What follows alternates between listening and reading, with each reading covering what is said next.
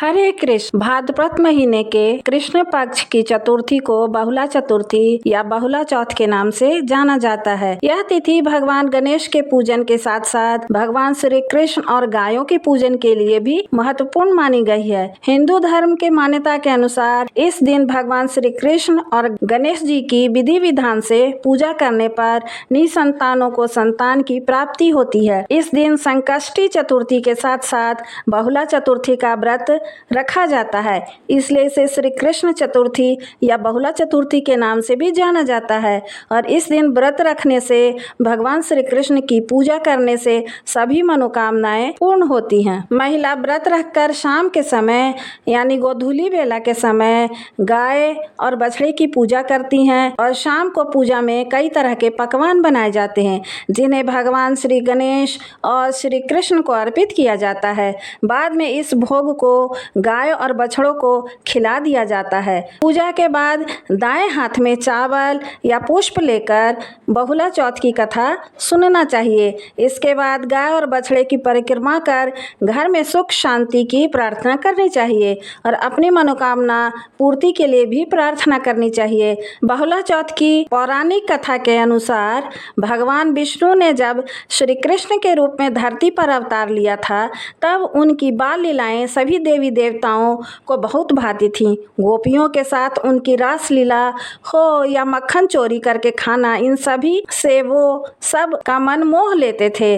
भगवान कृष्ण की लीलाओं को देखने के लिए कामधेनु जाति की गायों ने बहुला के रूप में नंद बाबा की गौशाला में प्रवेश किया। भगवान कृष्ण को यह गायें बहुत पसंद आई। वे फिर हमेशा से उसके साथ अपना समय बिताना पसंद करती थी। बहुला का एक बछड़ा भी था। जब वह जंगल में चरने के लिए जाती, तब उसे उसकी बहुत याद आती थी। एक बार जब बहुला चरने के लिए जंगल में गई तो चरते चरते वह बहुत आगे निकल गई। तभी उसके सामने जंगल में से एक भूखे शेर आ पहुंचा। शेर गाय को देखकर बहुत खुश हो गया और उसे अपना शिकार बनाने की सोचने लगा। बहुला डर गई और उसे अपने बछड़े का ही ख्याल आने लगा। जैसे ही भूखे शेर उसकी ओर आगे की ओर बढ़ा, बहुला ने हाथ जोड़कर प्रार्थना करने लगी कि वह उसे ना खाए। घर में उसका बछड़ा भूखा है, उसे दूध पिलाकर वह वापस आ जाएगी, तब वह उसे अपना शिकार बना ले। शेर बहुला की बात सुनकर हंसने लगा और कहने लगा, तुम्हारी इस बात पर विश्वास कैसे कर लूं? तब बहुला ने उसे विश्वास दिलाया और कसम खाई कि वह जरूर आएगी। बहुला वापस गौशाला में जाकर अपने बछड़े को दूध पिलाया और उसे बहुत प्यार कर फिर उसे वहां छोड़कर वापस अपने वचन अनुसार जंगल में भूखे शेर के पास आ गई। शेर उसे आया देखकर हैरान हो गया। दरअसल शेर के रूप में वह भगवान श्री कृष्ण ही होते हैं, जो बहुला की परीक्षा लेने के लिए आते हैं। भगवान कृष्ण यह सब देखकर अपने वास्तविक रूप में आ जाते हैं और बहुला से कहते हैं कि मैं तुमसे बहुत प्रसन्न हुआ, तुम मेरी लीला की परीक्षा में सफल रही। समस्त मानव जाति भादो मास के कृष्ण पक्ष की चतुर्थी को जो भी यह व्रत रखेगा, उसे सुख समृद्धि धन ऐश्वर्य और संतान की प्राप्ति होगी। तभी से बहुला चतुर्थी का यह पावन पर्व मनाया जाने लगा और इस दिन किसान लोग खास तौर पर अपनी गायों और बछड़ों की पूजा करते हैं। इस दिन गायों के दूध का सेवन नहीं किया जाता, बल्कि गायों के दूध को उनके बछड़ों के लिए छोड़ दिया जाता है।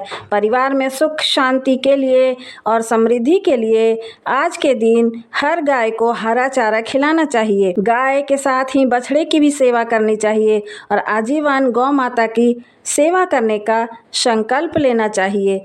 गौ माता की रक्षा करने और गौ माता की सेवा करने का जो भी मन से संकल्प लेता है और इस संकल्प को निभाता है, भगवान श्री कृष्ण की कृपा उन पर सदा बनी रहती है।